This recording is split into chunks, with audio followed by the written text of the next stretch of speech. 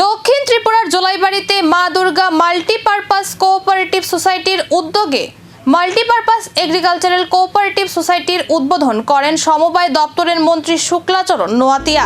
অনুষ্ঠানে উপস্থিত ছিলেন তাপস দত্ত, অশোক মগ, বিজয় শঙ্কর ভৌমিক সহ সমবায় দপ্তরের আধিকারিক ও বিশিষ্ট ব্যক্তিরা।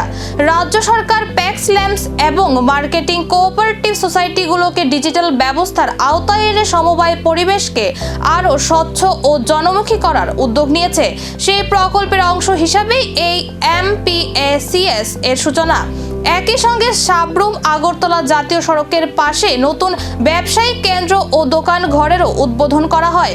এর ফলে স্থানীয় ব্যবসা বাণিজ্যের প্রসার, ক্ষুদ্র উদ্যোক্তাদের উন্নয়ন এবং নতুন কর্মসংস্থানের সুযোগ সৃষ্টি হবে বলে আশা প্রকাশ করেন উপস্থিত অতিথিরা। প্রত্যেকটা সমবায় সমিতি MPACS বা ল্যাম্পস বা যতগুলি প্রাইমারি মার্কেটিং কোঅপারেটিভ সোসাইটি রয়েছে তাদেরকে আমরা পারমিশন দিই যে ফার্টিলাইজার সারগুলি বিক্রি করার জন্য কমন সার্ভিস সেন্টার খোলা যায়।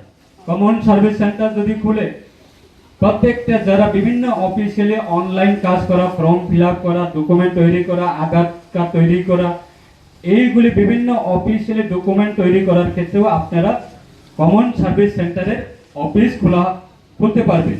আপনাদের পারমিশন দেওয়া হবে ডিপার্টমেন্টের মাধ্যমে। সেই একটা উদ্যোগ আমাদের ভারত সরকারের এই দপ্তরের মন্ত্রী যিনি অমিত শাহজি নেতৃত্বে আজকে গুজরাটে কয়েকদিনের আগে ভারত